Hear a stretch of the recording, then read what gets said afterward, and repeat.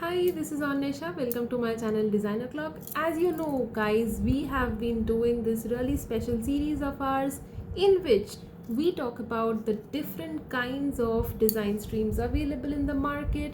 We talk about the career opportunities each one of them offers, and we also talk about how you yourself, sitting on your very drawing room, can understand if a particular stream is well suited for you or not.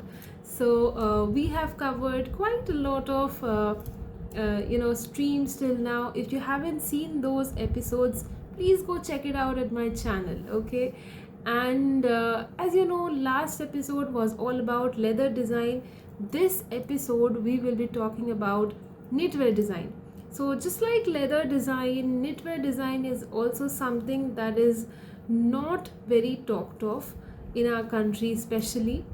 But I would suggest you to go for knitwear if you had a thing that you are interested into fashion design or textile design, because this particular stream has essence of both those streams that are textile and fashion. At the same time, you won't get that rush, you won't get that competition here in knitwear, because less number of colleges provide this as a stream and less number of students are aware about that stream, and again because of all that, less number of students go for it.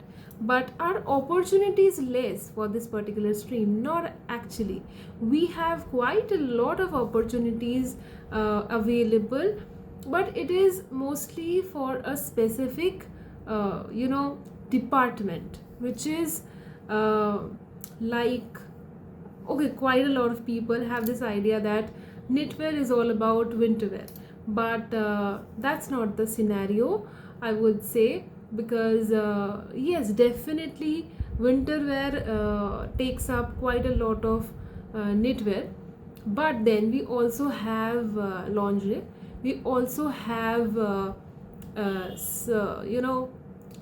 athleisure and sportswear as well. We also have bags and belts and socks and all sorts of things in knitwear. So all of those things can also be made using knitwear as a technique. So what exactly is knitwear? Well, if you have seen the episode on textile design of mine, you will know that there are different ways of making fabric out of thread. So we talked about textile designs, OG technique, which is weaving. We also talked about knitting. We also talked about meshing. So for weaving, as you might know, there are two sets of threads. One goes horizontally, another goes vertically, and there is this crisscross happening that makes the fabric possible. And that is also the reason why there is less amount of stretchability possible when it is woven fabric. Yes, definitely there are stretchability possible, but that requires a very specific kind of weaving. Mostly it is not.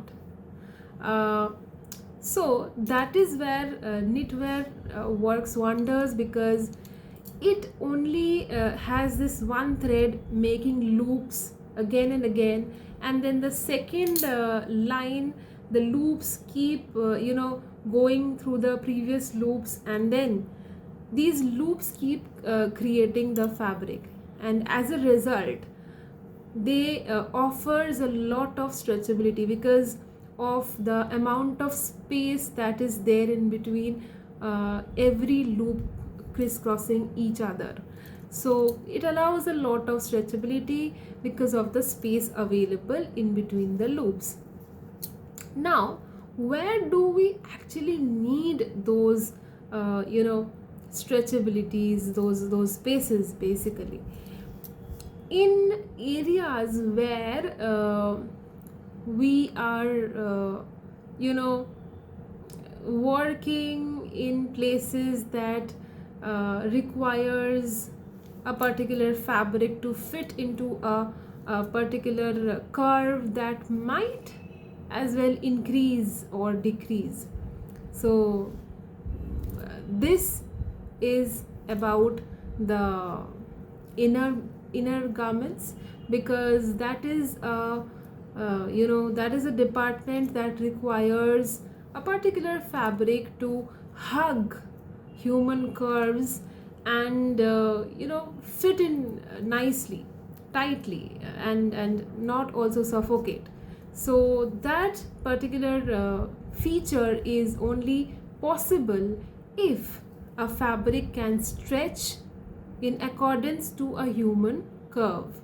So that is why inner garments or uh, lingerie is a segment that uses mostly knitted technique. And other than that, there is also this requirement where a person is doing a lot of active things that requires stretchability, so that a particular piece of fabric or garment doesn't tear easily. Because if it is not stretchable, there are chances that it will get ripped off. So that is where knitwear works wonders. So for things like any kind of active sports that requires hand or limb movements a lot, and that requires that stretchability so that it doesn't tear, so there also knitwear works wonders. There is also socks and maybe caps, and also bags that are, socks are fully made out of knitwear, and bags and caps are areas where knitwear can also be used. So these are the avenues where a knitwear student can work on. Now, how does that work? What is the design procedure like? So the same way, which starts with an inspiration, a trend, you equate both.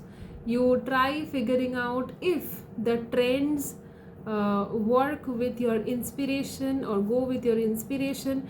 Then you understand the requirement, which is very very important, because the kind of knitwear required for a sock pair is not equal to the kind of knitwear required for making a jersey for that instance.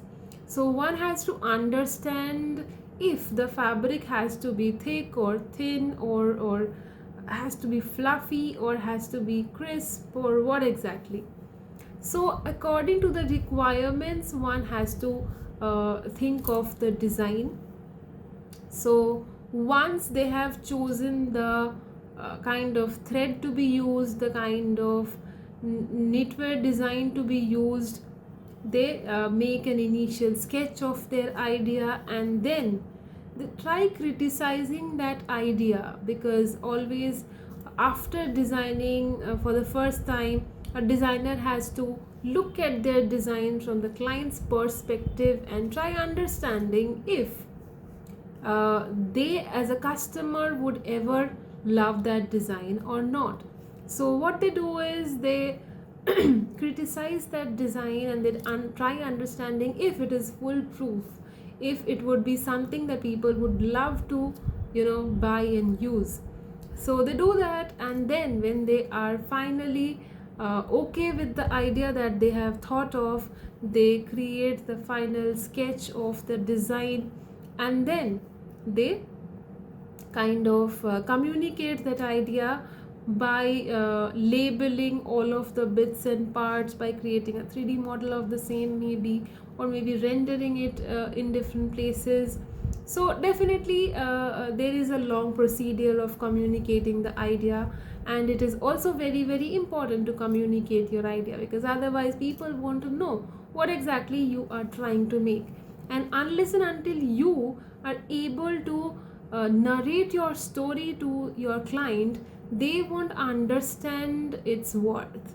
They want to know that you spend an entire maybe day just brainstorming the idea or equating all of that or thinking of the idea, or then maybe revising that idea unless and until you talk about how it was made and the entire story basically, so that they can relate to the hard work that you have put into that. So that is pretty much how knitwear design works. Now, how would you know if knitwear design is the right stream for you? Well, for that again, you will have to go check out the entire industry and see who were the, you know, OG knitwear designers out there in the market, who were the people who used knitwear to create different kinds of designs, and how were their works, whose work you liked the most, and maybe make a journal where you would write down what you liked, whose works you liked, and why you liked that for that reason. You also might include tiny images of things you liked and things you found iconic. In course of doing that entire brainstorming and research part, you will know whether you are enjoying the procedure or not, because if yes, then this might be the right stream for you, and if no, definitely this is not the right stream for you. So that is pretty much about knitwear design in brief. Go check it out, go do the research, and then do let me know if you feel that this is the right stream for you or not. Also let me know if there is any particular stream that you want me to cover. Okay, so thank you so much for watching today's video. I hope you like it, and if you like it, please do like, share and subscribe. Thank you. Bye bye.